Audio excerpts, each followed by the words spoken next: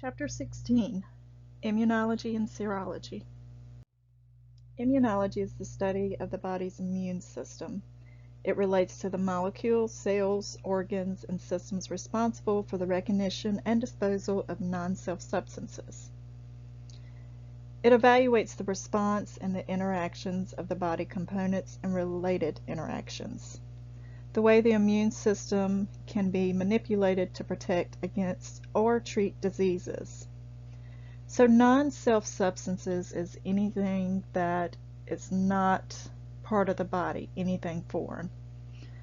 And as far as the way the immune system can be manipulated to protect against and treat diseases, could be vaccinations or it could be prophylactic type treatments that all help to enable how the immune system works.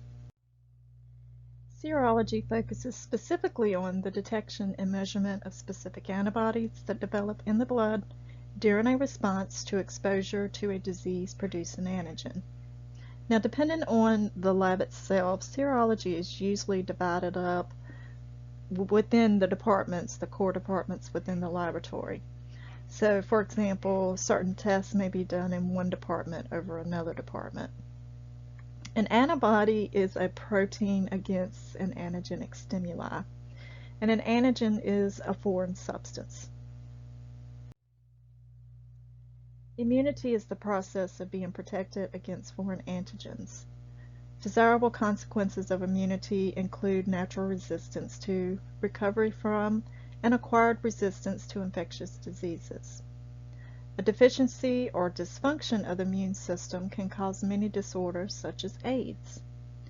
Undesirable consequences of immunity include allergies, rejection of transplanted organs, and development of an autoimmune disorder. This is when the body attacks itself. Examples of autoimmune disorders include insulin-dependent type 1 diabetes, pernicious anemia, lupus. So these are all disorders in which the body has started to attack itself in some way. The body has several defense mechanisms that it uses against any sort of microbial disease. One of these is the normal biota, which is also termed normal flora, which is the bacteria that's usually found in certain parts of the body like the skin, the throat, or the intestines. Now, normal bacteria in the intestines is microbiota. These microorganisms help to deter the penetration of any sort of foreign microorganism into the body, and it also helps to eliminate those microorganisms. The first line of defense is your unbroken skin and your mucosal membranes. Also, first line of defense is secretions such as mucus, earwax, lactic acid that's in the sweat, stomach acid, saliva, and tears. The body's second line of defense is natural immunity. So this is the body's way of resisting an infection once a microorganism has penetrated that first line of defense. And the body does this by the use of cellular components in the body like neutrophils, mast cells, and macrophages. And at the bottom you can see a picture of mast cells, and so these are basophils that have been activated. It also uses humoral immunity, which is the soluble substances within the blood like complement, lysosomes, and interferon. So lysosomes and interferon act as a natural antibiotic. Interferon itself is produced by some cells to block virus replication. So this is the body's second line of defense, which helps to keep those microorganisms from invading any further. The third line of defense is acquired or adaptive immunity. This allows the body to recognize, remember, and respond to a specific stimulus. Active immunity is where the host produces an antibody. Now, this can happen due to a natural exposure, like an infection, or it can be artificial, such as a vaccination. Passive immunity is where the host does not produce an antibody on its own. It can happen naturally due to the transfer of antibodies in utero, or through the transfer of antibodies from the mother to the baby through the colostrum, which is the first milk that starts when the mother starts nursing. An artificial form of passive immunity is when there's an infusion of serum or plasma. So this may be something like a plasma donation in which the antibodies from the donor are passively given to the recipient. And you may have heard something recently about this when there were ideas about immunity to the COVID virus from people who had already had the virus and recovered. Acquired and adaptive immunity is divided into humoral and cell-mediated immunity. With humoral, you have an antibody-mediated response involving the B lymphocytes. This acts as the primary defense against bacterial infections. With cellular-mediated immunity, it involves the T lymphocytes. With this, the body is responsible for contact sensitivity, such as an exposure to something like poison ivy, immunity to viral and fungal antigens, and the rejection of foreign tissue grafts, such as an organ transplant. T and B lymphocytes, which are a part of that humoral and cell-mediated immunity, they play a role in the body's defense primarily through the recognition of foreign antigens and the production of antibodies. T lymphocytes are responsible for the cellular immune response that is involved in the regulation of antibody reactions, and they work in conjunction with B lymphocytes. B lymphocytes function primarily in antibody production. Antibodies are also known as immunoglobulins. Plasma cells function in the synthesis and excretion of immunoglobulins. They are not normally found in the blood, but they arise at the end stage of B cell differentiation into large activated cells. Just like the lymphocytes, the other white blood cells also play a role in defending the body against disease. Granulocytes and mononuclear cells act by phagocytosis. So what happens is that damaged tissue by trauma or some sort of microbial invasion will release substances that initiates phagocytosis. So for example, once bacteria enters the body, then the process of chemotaxis will start. This is when the neutrophils will come to the site, they'll start to aggregate, and what they will do is start to attract the bacteria, which will adhere to the cell. Once it adheres to the cell, then it will start to engulf the bacteria. Once the bacteria is fully engulfed, then the lysosomes in the cell will start the phagosome formation. It will then create a fusion. Once the fusion has started, then the digestion will take place, the organism will be destroyed. A breakdown in any part of the immune mechanism can lead to disease. Primary immunodeficiencies are rare genetic disorders of the innate and adaptive immune system. This affects the lymphatic T and B cells. Secondary immunodeficiencies result from a disease process that causes a defect in the normal immune function, which then leads to a temporary or a permanent impairment of one or more components of the immunity in a patient.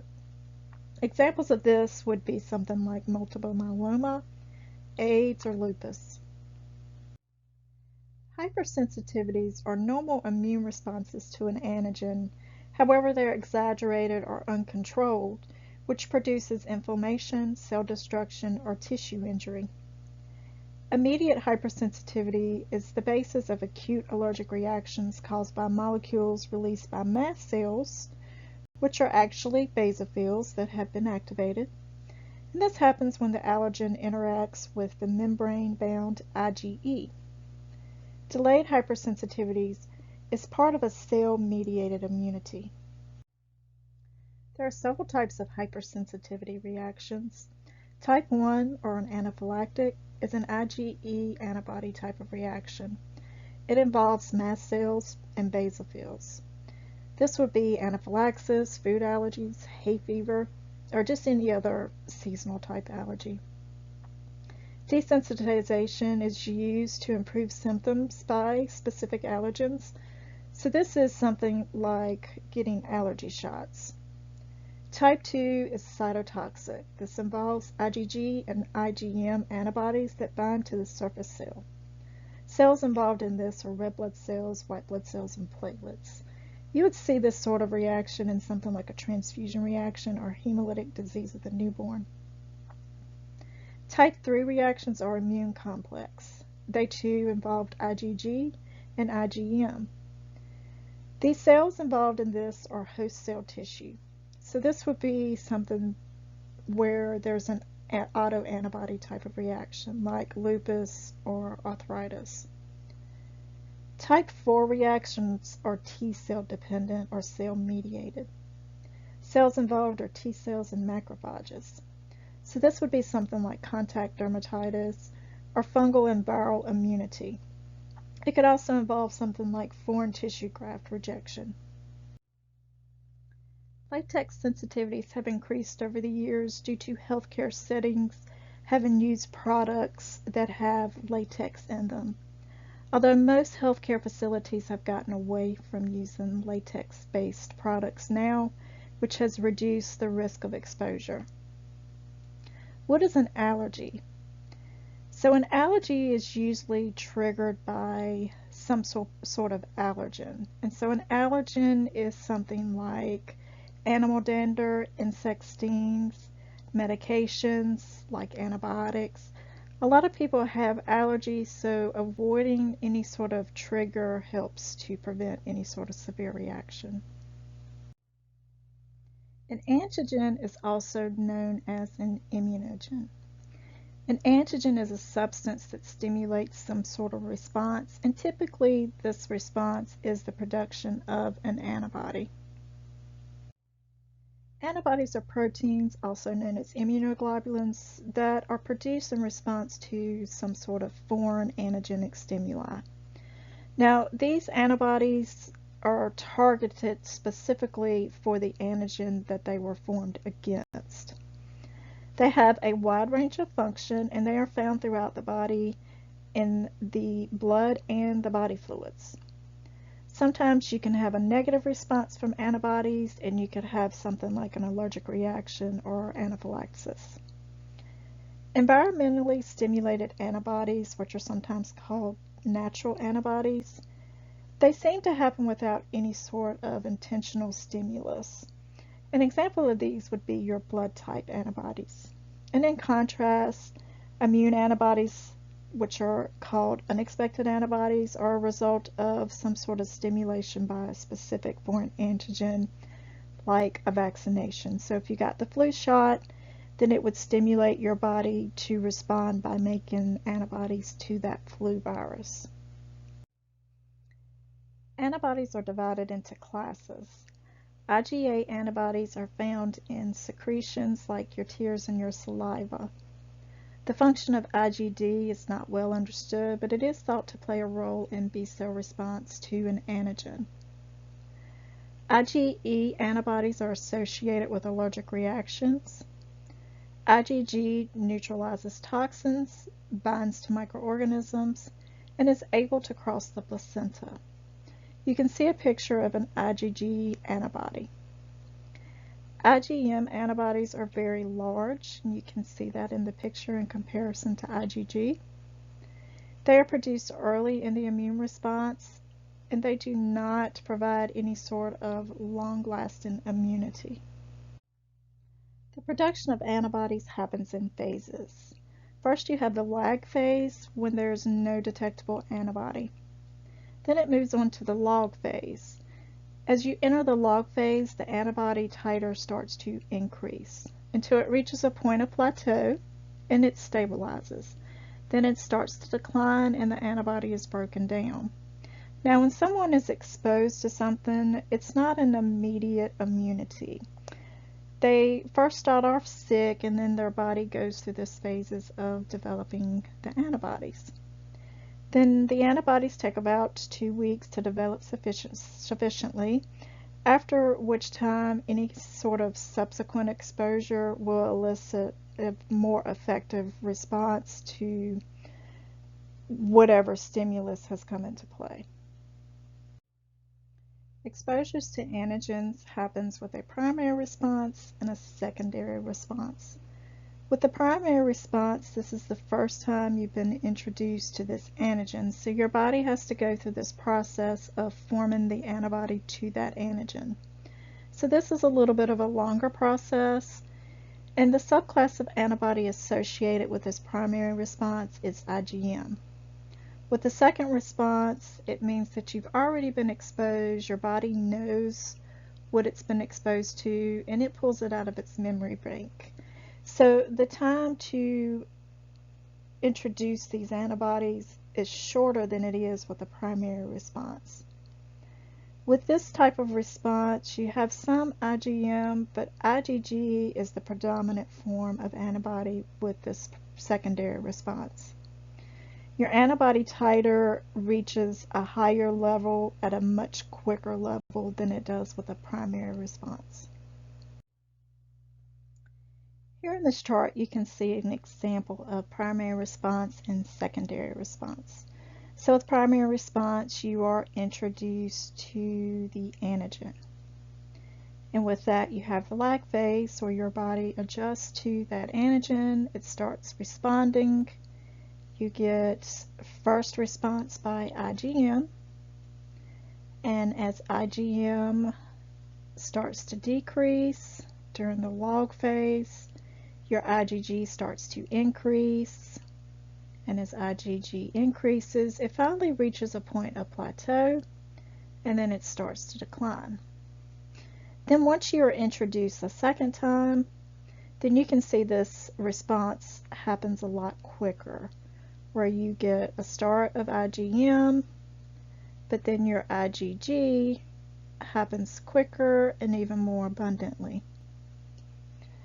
So the bottom part of this chart shows that you are introduced to some sort of stimulus, and from there you produce IgM and IgG antibodies.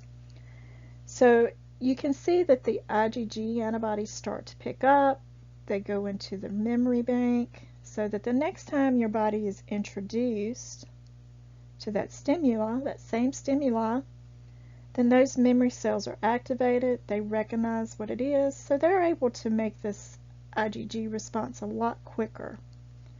And then of course they remember what they did after it's all said and done. An immune complex is the non-covalent bonding of an antibody to its targeted antigen. Under normal circumstances, this process does not cause any sort of pathological consequence, and it's actually viewed as the host's defense against the invasion of anything foreign.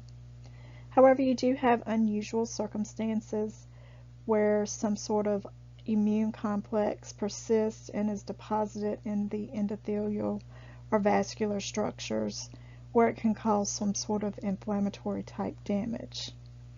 And in this picture back here, you can see an antibody that has targeted the antigen. So whatever this is that's invaded this person has been targeted by that specific antibody. A lot of the testing methods in immunology and serology are based on that antigen-antibody complex. So if someone develops an antibody due to an exposure to something, then we can actually test for that particular antibody. And so this is the basis of the testing, is where you take known antigens and you combine them with the patient's sample, and you're looking to see if there's any sort of reaction. If there's a reaction, then you know that that antibody was formed due to that patient being exposed to that antigen. However, if there's not a reaction, then you know that that patient has not stimulated any antibodies to that particular antigen. Some methods are based on an agglutination type of method. This is a process where particulate antigens aggregate or they clump together to form some sort of larger complex in the presence of that particular antibody. You can see an example of that at the top here, where you have clumping that has happened to give a positive reaction and then no clumping to give a negative reaction. So with the positive reaction, that means that this patient had some sort of antibody towards whatever we were testing for.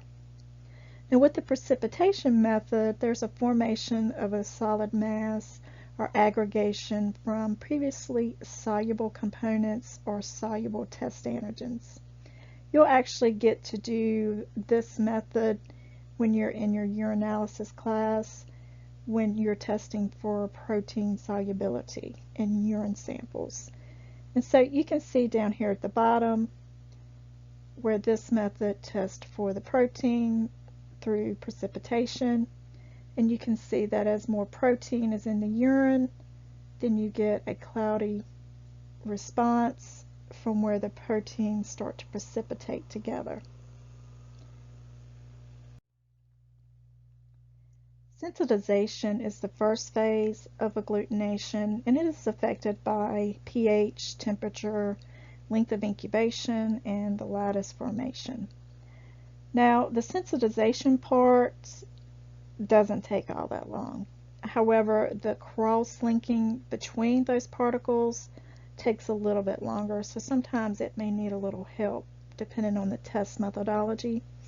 But you can see in this depiction here where you have antibodies that will attach to some sort of antigen, and once that attachment is formed, then they will start cross-linking, and when they cross-link, they'll start to form a lattice formation, which is something similar to like lattice on a fence.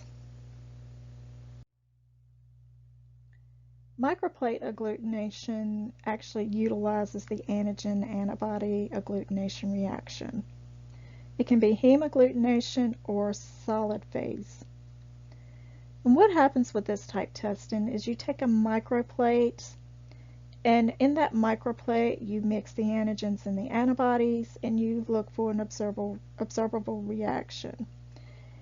These plates allow for multiple testing at one time, and it also requires a smaller test volume, which requires less reagent and less sample.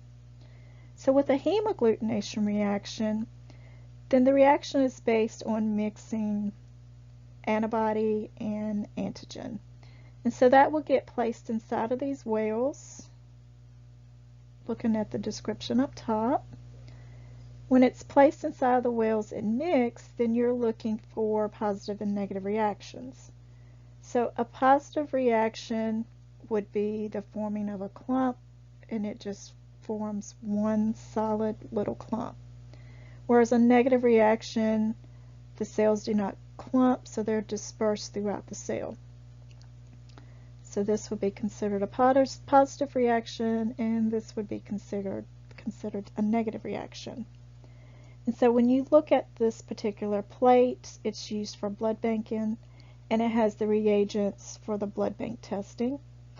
And once you read those reactions, you can interpret those results for the blood type based on the reactions. So this one was positive in anti-A, negative in anti-B, which makes this a type A. Solid phase works a little differently for the fact that each of those wells are coated with some sort of antigen at the bottom of the well. And so with this, you would place inside of each of these wells the antibody or the patient sample with the antibody.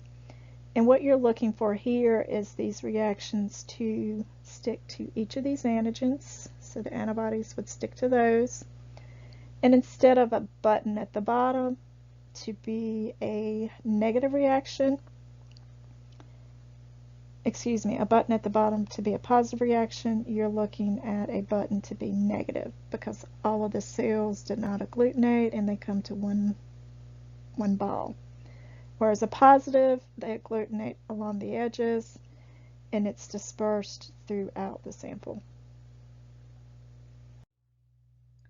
Immunofluorescent assays use antibodies that are labeled with a fluorescent compound, and this requires the use of a fluorescent microscope.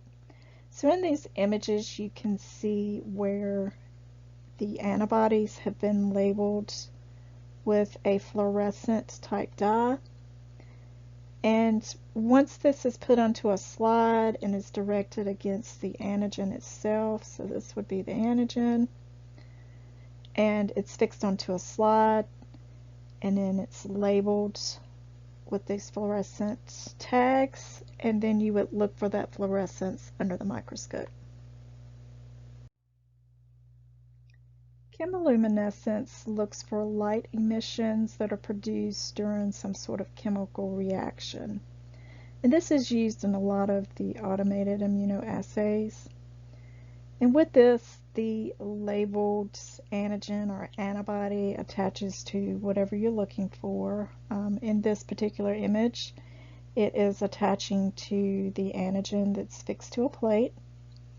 And then the analyzer would look for this substrate illumination.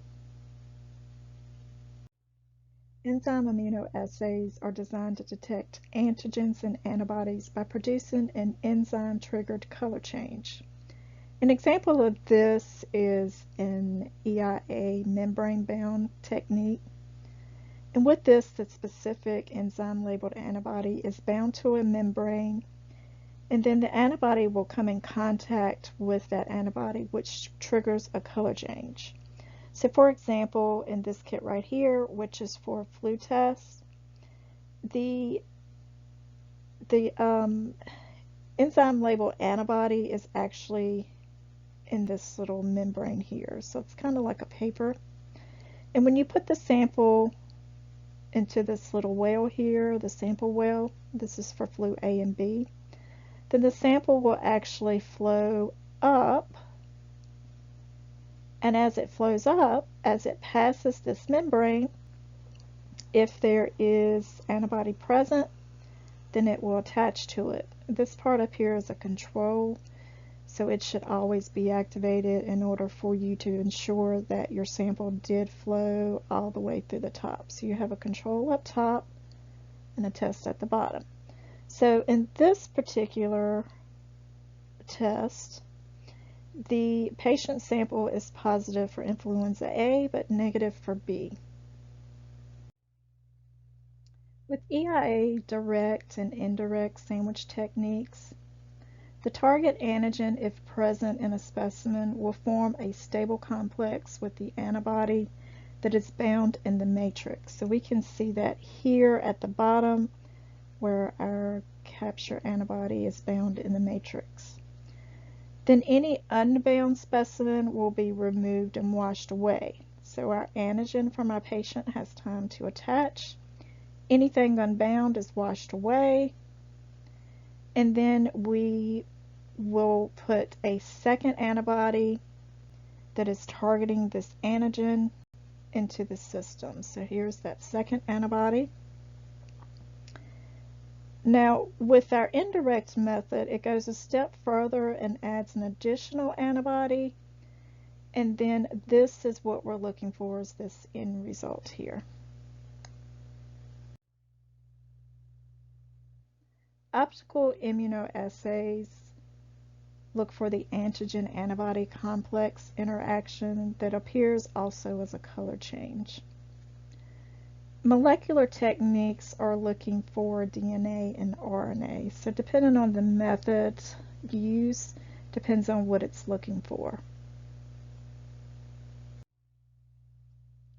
The specimen of choice for serology testing is usually a serum sample.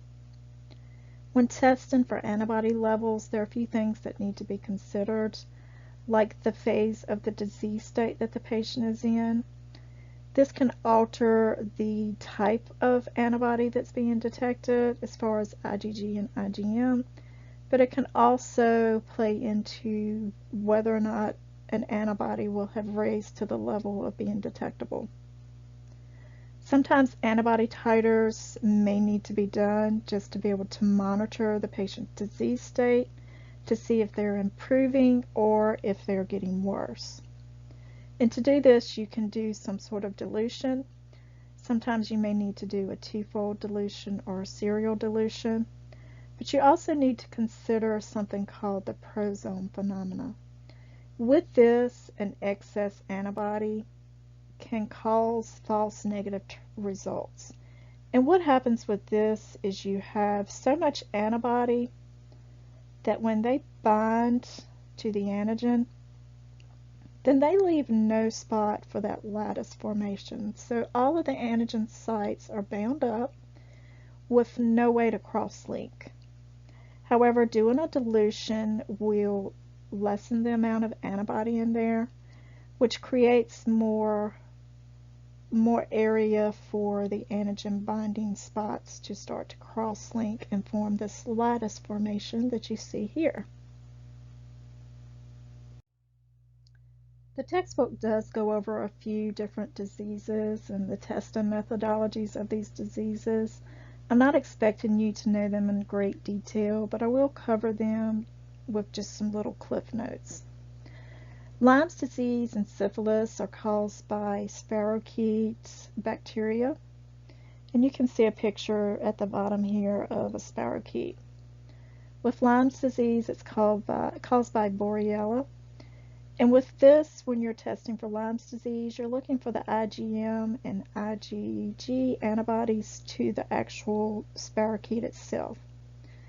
With syphilis, you're not actually testing for any sort of antibody to the spirochete, but rather you're looking for the non-treponemal antibody test, which is looking for the reagin. And this is the antibody to the cardiolipin, which is remnants of damaged cells, cholesterols. With acquired immunodeficiency syndrome, also known as AIDS, you're looking for the human immunodeficiency virus. And there's a picture of that virus up here at the top. And with this, you're looking for cellular abnormalities to kind of gauge the severity of the disease. You're looking for detection of the core antigen of the virus, and you're also looking for antibodies to the virus. With infection mononucleosis, you're looking for the Epstein-Barr virus. That's located here at the top. And with this, you're looking for the heterophil antibodies that are stimulated by an antigen expression. And this can be done by serology testing, looking for IgM and IgG. And so depending on if it's an IgM, it could be early in the infection, or IgG late in the infection, or if it's both, it could be somewhere in between. With hepatitis, you're depending on the particular hepatitis that you're looking for.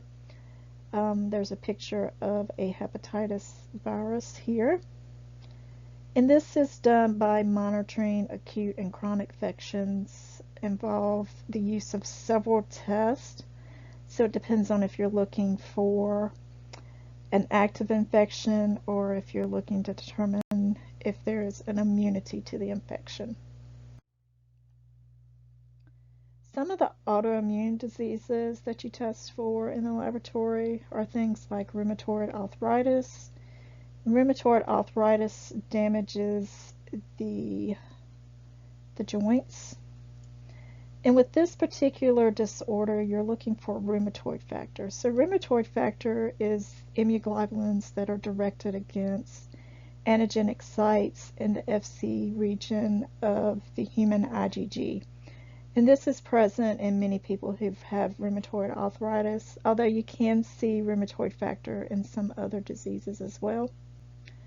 Systemic lupus is the body will actually attack various organs in the body.